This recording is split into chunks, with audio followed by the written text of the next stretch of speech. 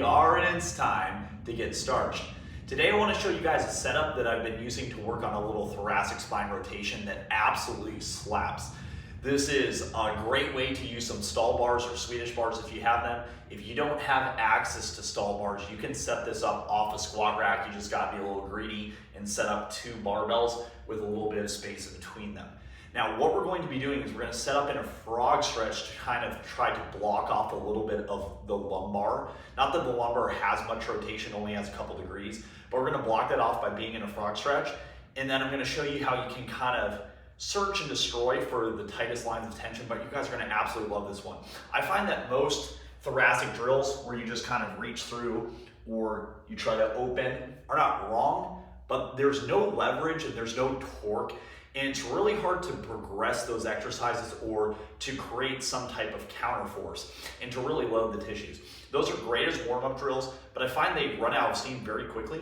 If someone's never done mobility before, this can get you a little further down the road. Once again, it's not the place you want to stop at. You want to keep loading this actively, but I think you can get a lot of gains here and it feels really nice. And a lot of people who are tight and restricted can access this stretch versus other ones they might not be able to. So we're going to set up in a little bit of a frog. You don't have to go into the widest frog stretch possible. That's a little ridiculous. Now, I'm going to take my hands. There's a couple setups you can use for your hands. The first setup is going to be inside hand high, and then bottom arm is going to reach under and across. Now, the cool thing is you're gonna feel this in the shoulder blades in a really unique way. So I'm here, I'm going to go underneath. Now, with this top arm, I'm going to kind of be pushing. Now, the whole goal of this one is I'm trying to push my body away from the bar. So try to get your shoulders and chest away from the bar. So it's going to be a little bit of a push and a little bit of a pull from the bottom arm. If you have any experience doing human flags, that's what we do in a human flag. Now, the next step is going to kind of lean with it, rock with it. So my goal is to take this outside shoulder and try to drop it down to the ground towards my left knee as I rock my hips back. That's gonna lock my lumbar down. So one more time, we're here straight arm.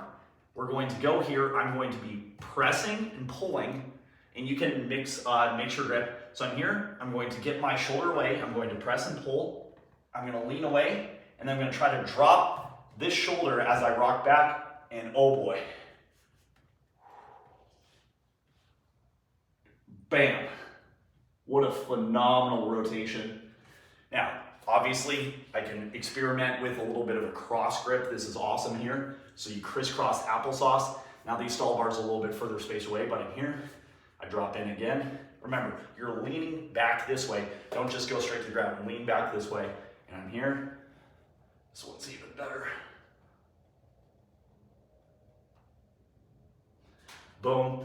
Obviously, you can experiment with a lower grip. I find that it's nice. You can go a little bit higher. You can go forward. You can go back. Low's very nice as well. Both arms can be up and low.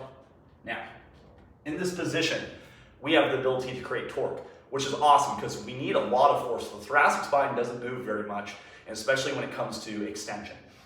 And we're getting a little bit of that in rotation. So if I do a little bit of a push and a pull, so if I think opposite, I can do an immense isometric here, which is going to be training that end range rotation. So if I'm here and I would get a little bit of a pull and a push, I'm pulling, I'm pushing towards the wall, and then I would ramp that up, obviously building up over maybe a couple sessions.